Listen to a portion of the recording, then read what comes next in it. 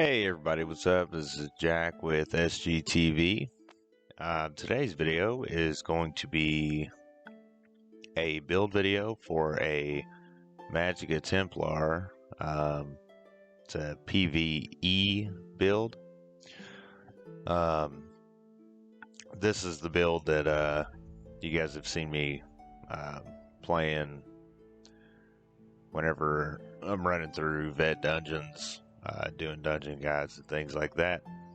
I finally got the build worked out to where I'm comfortable with it being a good starting point, and I figured what better day to put out a build guide than right after High Owl comes out.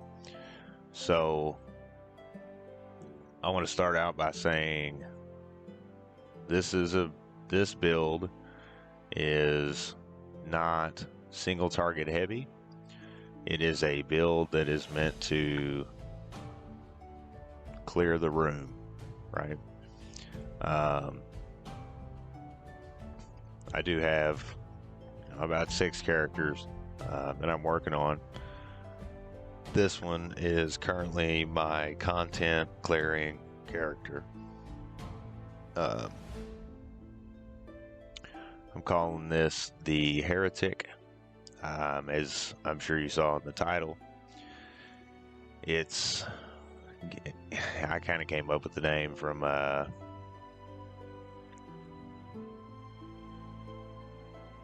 Elder Scrolls lore, I guess. So anyhow, let's go ahead and jump right into it. So we are a Templar High Elf, and let's see. Alright, so High Elf Templar, 54 points into Magicka, 10 points into health. Just to get health around that 20,000 mark. Max Magicka is, it's just shy of 35,000, even without all the points in. This is a fairly tanky, I guess, DPS because of one of the skills. This one, which brings, let's see here, brings resistance, physical resistance to 17.8 and spell resistance to 21.4.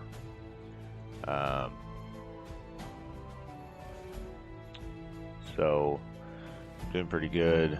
Unbuffed, we got 4,600 spell damage, 48,000 or 48%, 48% crit chance, and 5,300 physical and spell penetration.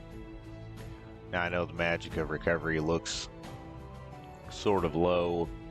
That is one thing I am debating on changing. Maybe adding a Magicka recovery glyph. But as you can see, if you're someone who runs potions on cooldown, you get 1,600 Magicka recovery, and as long as you don't do too badly, as long as you throw in a heavy attack every now and then. Anyhow, so those are the stats. So let's look at we'll go ahead and look at the skills.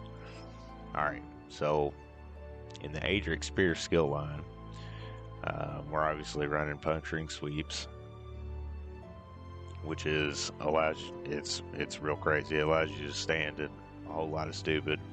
Not that I recommend that, but it does. On the front bar, and then Blazing Spear right here on the back bar. And then of course we've picked up all the passives. Crit damage bonus 10%, and increased damage done to blocking targets just for having an Heretic Spear ability slotted.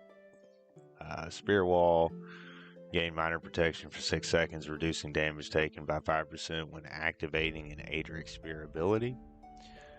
which funny enough works in conjunction. So this is a sweeps is a channeled ability.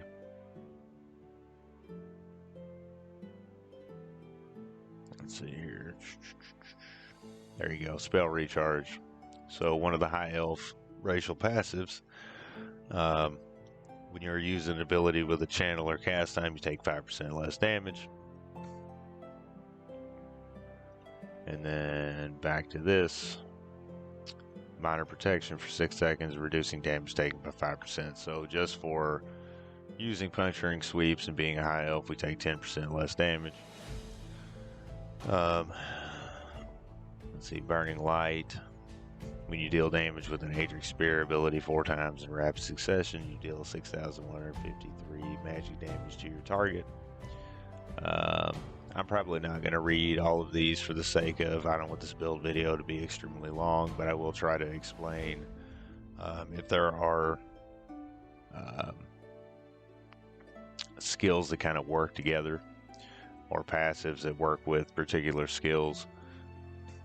Anyhow, so in Heretic Spear, you want to pick up all the passives, and then Puncturing Sweeps will be your main spammable on the front bar, and you'll put Blazing Spear back here on the back bar. We'll go into Dawn's Wrath tree. So I know a lot of people are probably wondering why you're not running, Backlash, one of the morphs.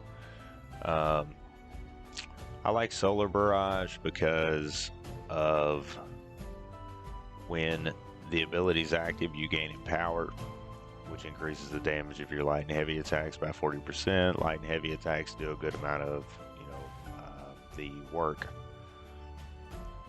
as long as you're properly light attack weaving. And then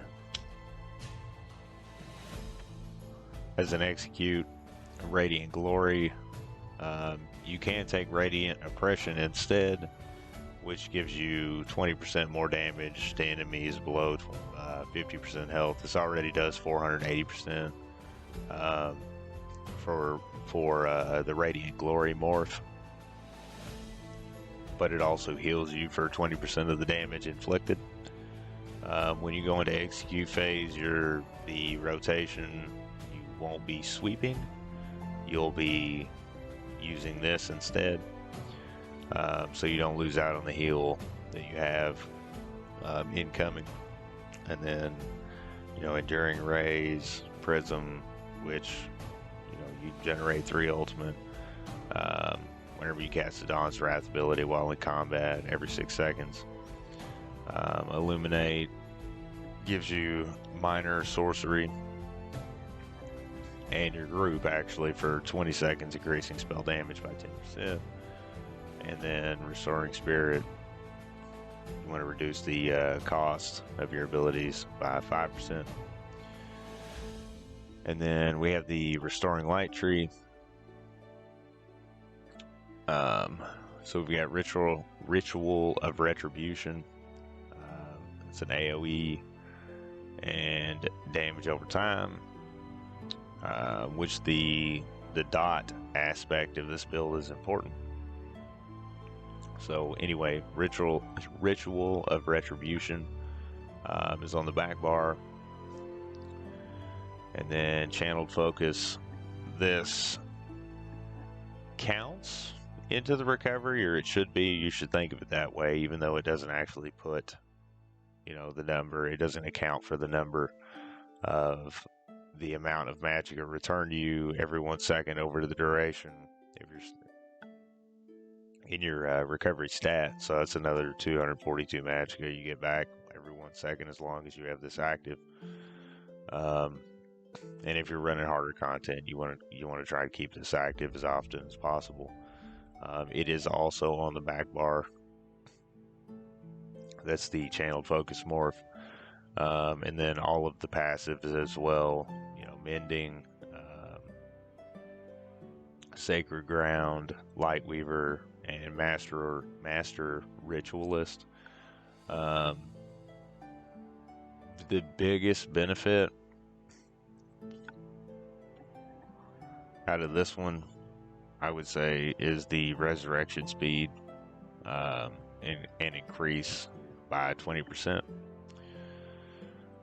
And then let's see here. So front bar, even though we're a Magicka based character, we are dual wielding with no dual wield ability slotted. So because of that, you don't actually need Controlled Fury, because it is a reduction in stamina cost for dual wield abilities. We're not using any dual wield abilities for this build. You do want to take Slaughter, which increases the damage with dual wield abilities by 20% against enemies under 25% health. Yes, that includes light and heavy attacks. So you want to go ahead and pick that up. Dual wield expert increases weapon and spell damage by 6% of your offhand weapons damage. Want to pick up every little bit of damage you can. And then you have ruffian, gives you a 15% damage bonus when attacking stunned, immobilized, disoriented, or silenced enemies. I know I said I wasn't going to read this out, but I think I will. And then twin blade and blunt. So you get a bonus based on the type of weapon that you have equipped. We're running a sword and a dagger. So this sword increases weapon and spell damage by 142, and for every dagger, your crit chance rating is increased by 812. And then back bar, we're using a destruction staff. It's actually a lightning staff. You want to slot unstable wall of elements, which is the unstable wall of storms, and can set enemies off balance, which is something that when you do your heavy attacks, you want to kind of try and pay attention to. When an enemy is set off balance, it'll have kind of a little swirly around their head. If you heavy attack that enemy, you will get 100% extra, I believe is a percentage, 100% extra of the resource back. So take advantage of this. There's a couple of, let's go back to the front bar real quick. So the ultimate that we have slotted on the front bar, actually, you know what, we'll just work through it this way. All right, so back bar ultimate is, I'm using Elemental Rage. There is another option. You can use Meteor, which I personally would probably use Ice Comet, the morph. But you can use, Meteor, one of its morphs, for your back bar ultimate. I've gone with Elemental Rage because it has a decent sized radius and duration. Thunderous Rage, which is what this morph is, lasts for 9 seconds. And then you want to pick up all the passives in here. Tri-Focus, Lightning Staff, Heavy Attacks, damage nearby enemies for 100% of the damage done. So you have splash damage from that. Destruction Staff abilities ignore 10% of the enemy spell resistance for penetrating magic. Elemental Force increases your chance to apply status effects by 100%. So that'll get you from running a lightning staff, that'll help push that off balance. Ancient Knowledge, a lightning staff increases damage done with area of effect abilities by 10%. So we get a bonus to that, we get a bonus to that, we get a bonus to that, we get a bonus to that. And then Destruction Expert, whenever you kill an enemy with a Destruction Staff ability, restore 3,600 Magicka. So there's more, incoming Magicka. All right. Moving on, we are wearing light and medium armor. So you want to go ahead and pick up all of the passives in the light armor tree and all of the passives in the medium armor tree. You can probably get away without picking up improved sneak, but I mean it's 2 skill points, and if you have them, you might as well do it. And here, whenever I get into the gear, you'll see why light and medium. Let's see here. World skills. These are, this is a character I'm working on, so I suggest working through the main quest until you get Soul Lock. That way you have a 10% chance of automatically filling an empty soul gem, because you're going to pick up plenty of empty soul gems and you can never have enough of those on hand. On to the guild abilities, and this is primarily the front bar. There's one on the back bar. So the Fighters Guild, we're going to run Barb Trap, which is, it's a damage over time thing, but it also increases critical damage because it grants you minor force. And then the front bar ultimate is Flawless Dawnbreaker, which if you pop this thing, it's kind of a, pop and burn, because once you activate it, your weapon and spell damage is increased by 300 for 20 seconds. It is also a damage over time. This is not really the main ultimate though. This is the Thunder Elemental Rage. And then in the Fighters Guild, you want to go ahead and pick up. I picked them all up because Intimidating Presence it reduces stamina cost of your Fighters Guild abilities, which reduces the cost of this, and it has its uses in questing because you can intimidate NPCs in conversation. If you want to max out Slayer, you get 3% weapon and spell damage for each Fighter's Guild ability slotted. I have 2 in this build, Barb Trap and Flawless Dawnbreaker, so that's an extra 6% damage. Banish the Wicked, generate 3 ultimate whenever you kill an enemy when you have a Fighter's Guild ability slotted. Skill Tracker causes your Fighter's Guild abilities to deal an extra 10% damage, and it doubles against player vampires and werewolves. So that's kind of it's a PvP thing, the last little bit of that. And then, like I said, I'm working on this character, so I just picked that up. Mage's Guild. Okay, so Inner Light, which gives us Major Savagery and Prophecy, and increases max Magicka by 5%. And then, I'm questing on this character, working my way through the quest line anyway. So I picked this up mainly for that. But you have Magicka Controller, increases max Magicka and Magicka recovery by 2% for each Mage's Guild ability slotted. So the current bonus is 2% because I have 1.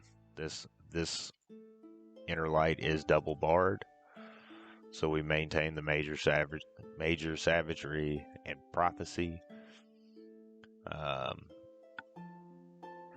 For the crit rating and the max Magicka on both bars. Let's see here. Undaunted.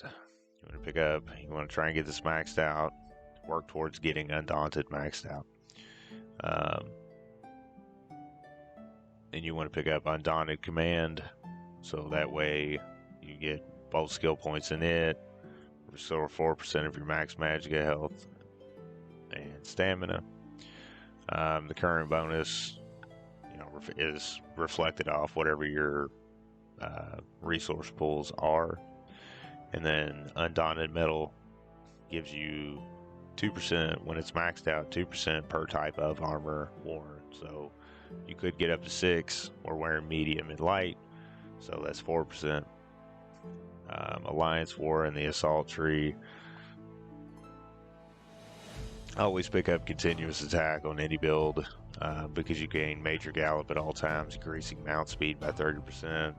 It's up to you really if you pick this up or not, but I wouldn't balk at getting 30% mount speed all the time, because this is not just for PvP areas. Let's see here. So this particular build does not have any support skills. slotted. Obviously, you want to max out, you know, all of your racial passives.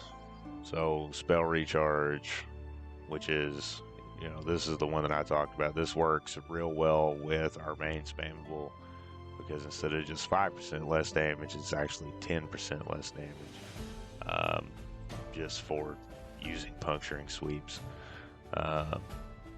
And then you also restore 625 Magicka or stamina whenever you activate an ability, based on whichever is lowest, can occur every 6 seconds.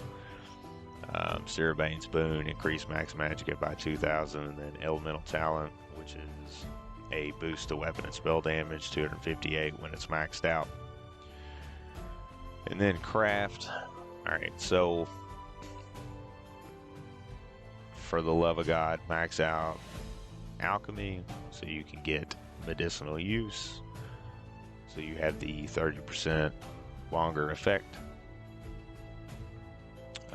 Provisioning, this is kind of up to you. This is, I know a lot of this gets skipped over a lot, but in provisioning, if you max it out, you can get Gourmand and Connoisseur, which adds 20 minutes to the duration of any food or drink that you use. So those are the skills that this particular build uses. And then we will go into, I'm going to go ahead and go into the gear. So the two 5-piece sets that are being worn are War Maiden, 657 crit chance, 1096 max Magicka, 129 weapon and spell damage, and then 600 weapon and spell damage to magic damage abilities. This is like made for 2 classes, real specifically 2 classes in the game. One of the 2 is Templar. 600 weapon and spell damage is just, it's for PvE, it's too much to pass up. So we've got the gloves, sash, and shoes of the War Maiden, and then we're using the weapons. War Maiden sword and dagger, they're both charged.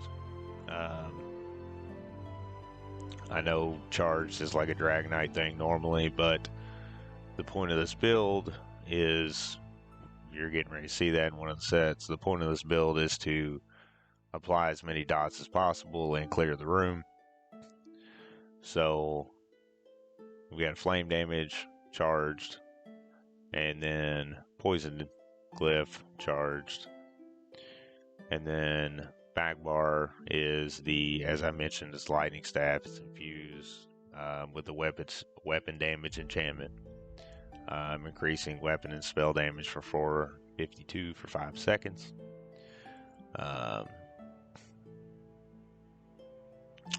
Here, let's see here. We're gonna go ahead and go over the monster set next. So Grothdar, excuse me. I'm wearing Grothdar. You have a couple of options here. I personally prefer Grothdar because it's 1297 flame damage to all enemies within 8 meters of you every 1 second for 5 seconds, and it can occur every 10 seconds. So when you deal damage to an enemy within 8 meters of you, you have a 10% chance. It seems low, it's really not. Not when you see it in action, it's not. But this is another damage over time. Both of these pieces are light. So that gives us 1, 2, 3, 4, 5 light. And then this is the bread and butter, really, of this build and what everything else is built towards. The other set is the Azure Blight Reaper set. So the big thing here, so you got 641 crit chance, 1071 max stamina, 126 stamina recovery, which, you know, neither one of those are really what I'm worried about. When you deal damage for the 5-piece set, when you deal damage with a damage over time effect, you apply a stack of Blight Seed to your target for 5 seconds. At 20 stacks, the Blight Seed explodes, dealing 9,220 disease damage to the target and all nearby enemies, scaling off the higher of your weapon or spell damage. Each enemy can only have one instance of Blight Seed at a time. An enemy that has reached 20 stacks cannot be infected again for 2 seconds. Now, if you put this on one, and then another one, and then another one, and then they all blow up, they all hit each other, okay? So we're in the Jack and the guards, which is, you know, for flat damage and crit damage from the 2 medium pieces, and then the jewelry is all Azure Blight. Yes, it's purple. I am not made of gold. I am working towards it. Currently, these are all infused pieces. I do believe I'm going to get, this will probably stay infused for a little bit of upfront damage, and then my recommendation, I believe, is 2 bloodthirsty, 1 infused. I know I'm saying that, showing you 3 infused pieces, but this is where I started, and I just haven't made the swap yet. Alright, so on to champion points. So we'll start over here in the craft tree, because this is kind of a, you know, quality of life.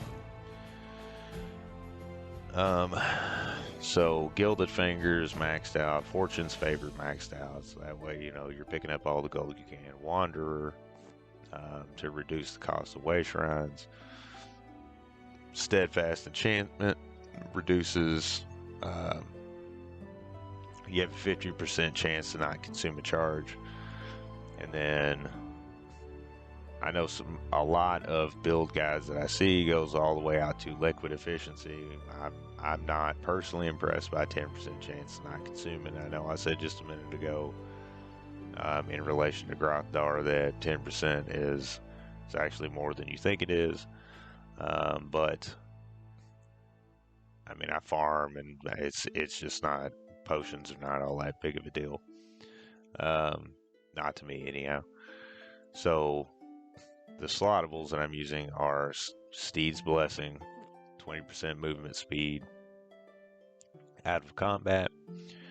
Rationer, which adds 10 minutes to duration of any food or drink, then increases your character's stats.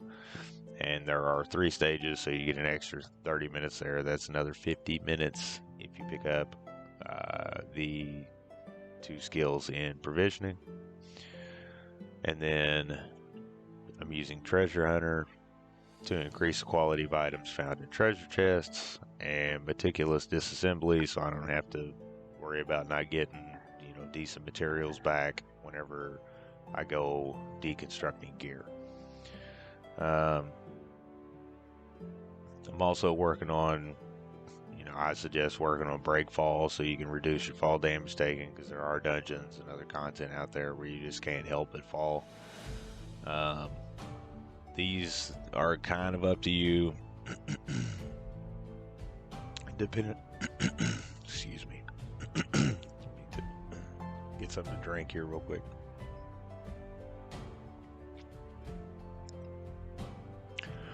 The craft tree is really a quality of life thing, so it's kind of, you know, it's up to you. I highly recommend Steed's Blessing, and I highly recommend Rationer. This one mainly so you're not, you know, I'm going to guess most players buy their food. So you want to get, it's my opinion, you should squeeze as much out of it as you can. And Steed's Blessing for the movement speed, you know, whatever else you'd like to slide, go ahead and do that. You know, I suggest Treasure Hunter, so you're not opening treasure chests and getting junk out of it. And then Meticulous Disassembly, so you can actually take advantage of deconstructing so you can take advantage of deconstructing the gear and whatnot that you pick up. Alright, so in the warfare tree, Eldritch Insight for 520 max Magicka. Tireless Discipline, 520 max stamina. And then Precision for 320 crit chance, and Fighting Finesse is one of the slottables for 8% crit damage and critical healing. And then in the Extended Might, which this one here is a new one, Exploiter, you can increase your damage done to off-balance enemies by 2% per stage. There are 5 stages that would put you at 10% if you were to pick this up. You're very likely to apply off-balance on a regular basis. So this might, that's a decent option. It's not one that I've gone with, but it's a decent option. Anyhow, Piercing for 700 more offensive penetration. And then down both of these, like, I would put more points into these, but I'm running charged weapons. So I get the first stage 30% increased chance for both martial status and magical status effects, which would cover the flame and poison glyph on the weapons. And then War Mage for 100%, or not 100%, grants 100 weapon and spell damage to magical attacks, which is magic, flame, frost, and shock damage. And then Mighty, which does the same for martial attacks, which is anything physical, poison, disease, and bleed damage. These are all passives. You do not have to worry about slotting them. And then before finishing this out, we'll go ahead and look at this. So in the Staving, I think it's Staving Death. Yeah, in the Staving Death sub constellation, quick recovery.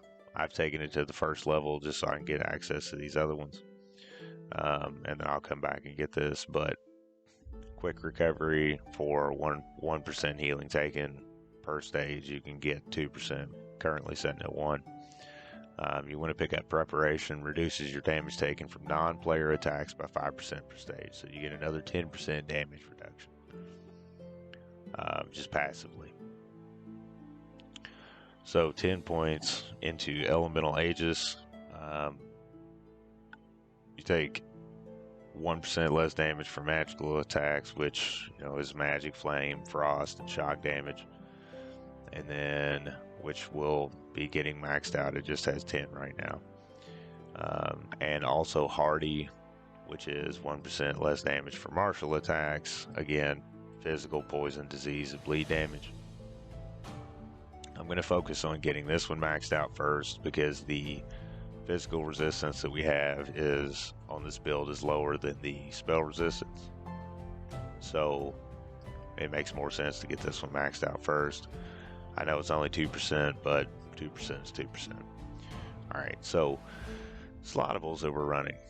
Deadly Aim, 3% per stage with single target attacks. So 6% extra single target damage.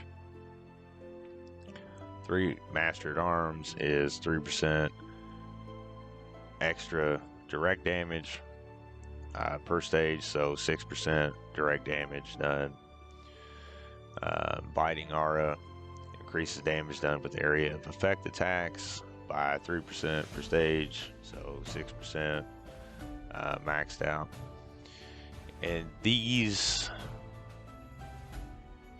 you can pick up Thaumaturge if you prefer over Biting Aura. I will say this: Biting Jabs. So nearly all of the skills are both area of effect and damage over time, except Puncturing Sweeps is an area of effect.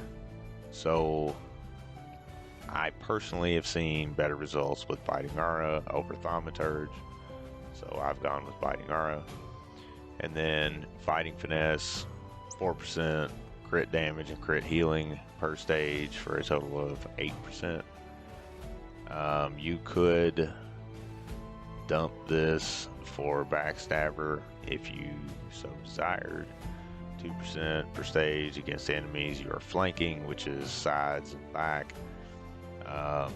This is a slottable, so you would have to dump, something, one of these to get this. It's another, 10% crit damage. But this is more than enough. Alright, so in the fitness tree, Boundless Vitality, I'm just going to start with the slottables first here. Boundless Vitality for 1400 max health. 50 points into that, 50 points into Fortified for 1731 armor, which is both spell and physical resistance. And then Rejuvenation, 50 points gives you 90 health, magicka, and stamina recovery. I know it doesn't sound like a lot, but when you get the 30% recovery bonus from popping the potion, you're taught what we're looking at doing is stacking as much baseline recovery as possible, and then when you pop the potion, it's 30% of whatever you've stacked. So 90 here added to all the rest of it plus 30%. Anyhow, the other slottable is siphoning spells. You get 300 magicka per stage whenever you kill an enemy. There are 5 stages, so 1500 magicka back. You are definitely going to kill a lot of stuff with this build. So again, you'll be getting a decent amount of magicka back that is not counted in your recovery stat.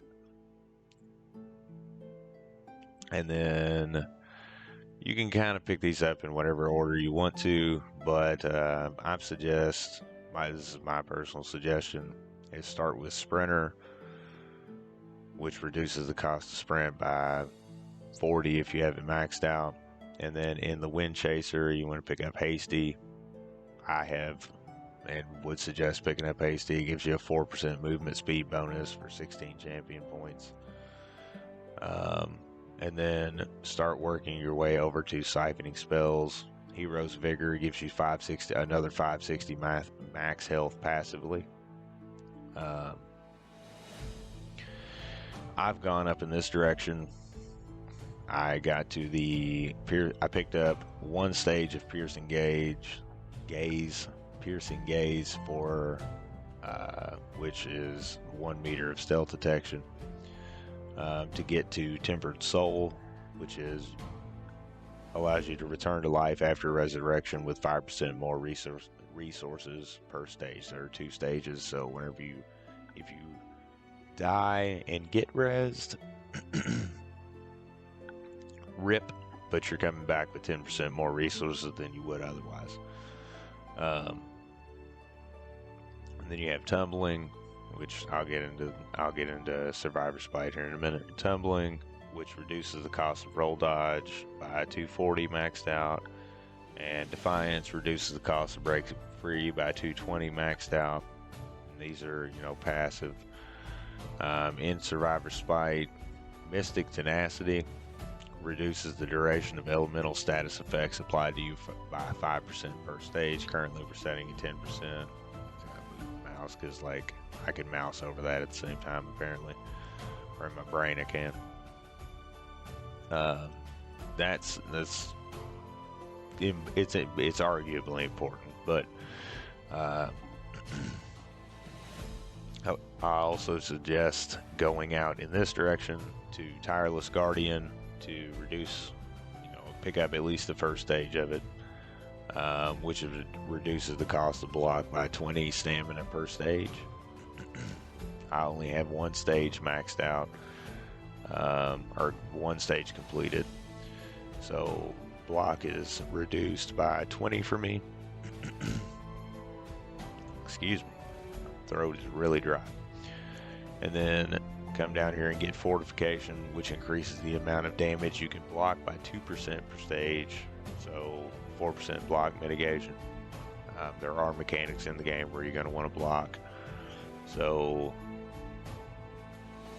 as much block mitigation as you can get, you're better off for it.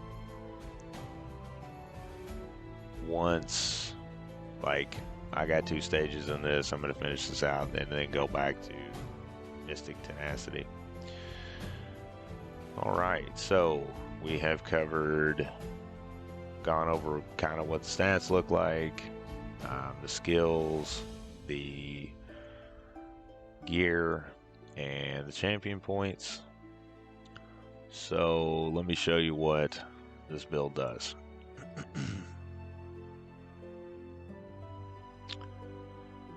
Alright. So you can pre-buff with the potion.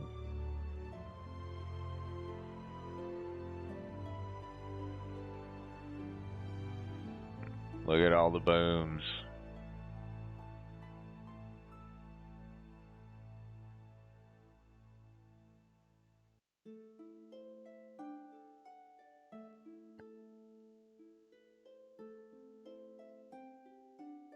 And like I said, every now and then, if you're getting low on resources, just weave in a heavy attack. It's no big deal. You don't get that much of a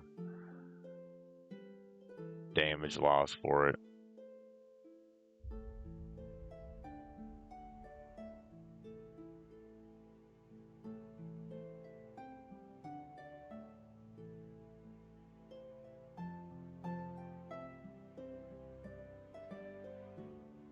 See, we're setting it with just potions and skills because these are unbuffed dummies, right?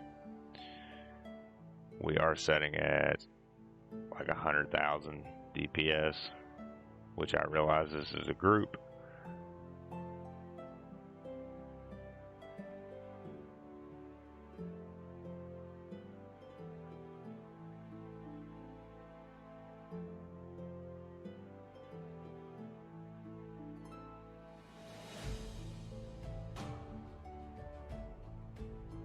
Anyhow, that is what this build is built for. So, just really stupid damage in groups. And look, we almost killed that one. And I wasn't even attacking him. I was attacking them. He almost died while they were getting beat up on. Alright, so, you know, if you're looking for a build that is, you know, very survivable. Oh, one other thing. Because of how the attribute points are allocated and whatnot, I'm running Ghastly Eyeball, which I realize is normally parse food. I understand that. But it increases max Magicka by 45.92 and Magicka recovery by 459 for 2 hours. That is some really good stats to be picking up. If you're, you know, it's kind of, I'm not saying this, you know, anything I've shown you for this build is absolute gold, but you take it and kind of do what you're comfortable with. You know, just under 20,000 health is plenty for me. 34,000 Magicka is plenty. You know, if I was in content right now, which I may show a clip, but if I was in content right now, I'd be getting more Magicka back than just the recovery stat, because of, you know, siphoning spells, killing stuff with the destruction staff, things like that. So, you know, sustain is not such an issue, and it's not an issue anyway. Anybody that tells you that heavy attack weaving, which yes is a thing and should be a thing, honestly, because there's plenty of people out there that run flat stat food. I mean, it's hard to come across 6,000 Magicka. There's, you know, it's the flat stats, the foods that are made for flat stat food, or the foods that are made that are flat stat foods, have very large stats that get added. So, you know, when you have a recovery food, you give up a little bit of stat gain for recovery gain. So anyhow, to the point of what I was saying, anybody that, you know, anyone that has the nerve to tell you that heavy attack weaving, you know, messes things up, messes your damage or your rotation or whatever up, no, it doesn't. You saw me heavy attack plenty just now. I didn't really dip. Like 89, 940 is probably the lowest my damage was. I wasn't really watching it. I just have it on the screen as a demonstration of, you know, what's possible in an entirely unbuffed situation. And I say entirely unbuffed, like if I'm not packing it in that group, I don't have it. Now it'd be entirely different. You know, I could go over here and hit this thing. This is a trial dummy, and I could come over here and I could dummy hump this thing all day long.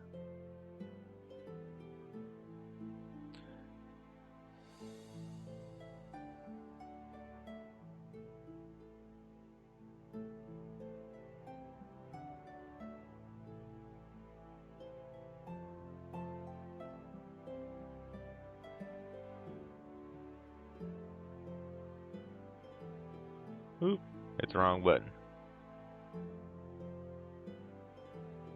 The big thing is you don't want to let your dots fall off. So whenever you do flip over, you know,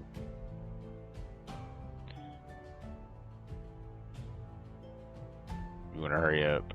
No more than maybe 3 jab rotations. I did not need to do that.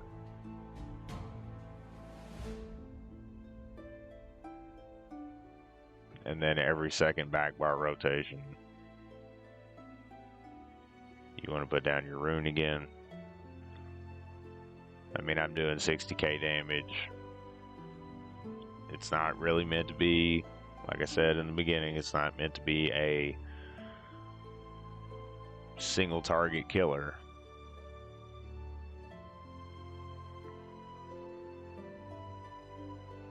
But you are going to go into some rooms and just straight up clear them. I mean, it's not even, it's unreal, really, like the amount of damage that you can see and how quickly you can clear out content. So that has been the build guide for Magicka Templar PvE build, the Heretic. Saw it here on Spy Pie Gaming TV first. Take it, and you know, if you want to actually, you know what, one more thing before we go, I'm gonna show you where you guys can pick these sets up. So, nope, not that. Set items. Here we go. All right. So DLC zones, is it still a DLC zone? It is not. Alright. Okay. Alright. So War Maiden is an overland set that comes out of Ardenfell. You can just, you know, no, I don't have the full set, which is why I actually bought the pieces. And then the other set is Lair of Marsalok, which is where Zerblight Reaper comes out of. No, I do not have the full set farmed yet. There is a painstaking amount of roleplay that goes on in this dungeon. I suggest farming it. If you're going to farm the entire set out, you know, you can get this cost down to like 25, I think. Let's look at one that, for recrafting purposes, Let's look at one that I know that I've got all of. Alright, yeah. So if you have the full set, it's 25 transmute. You can recraft it in whatever trait you want.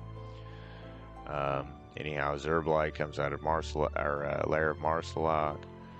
War Maiden is an overland set in Vardenfell.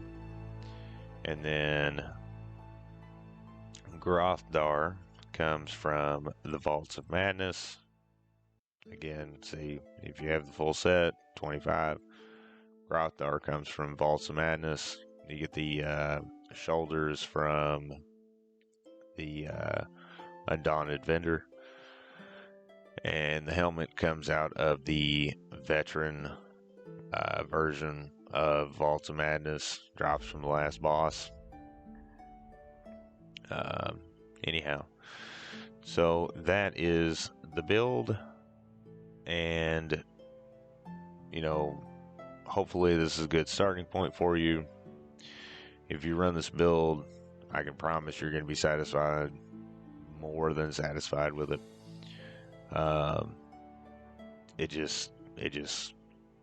It clears enemies out. So, which is, you know, what you're there for. Kill it all, loot stuff. So, anyhow, if you like the content, you want to see more build guides, and more of the other content that we put out, subscribe to the channel and make sure you hit that bell icon so you're notified anytime that we put out a new video. We put out 2 to 3 videos a week. We're trying to get that content ramped back up to 5 days a week like it was before.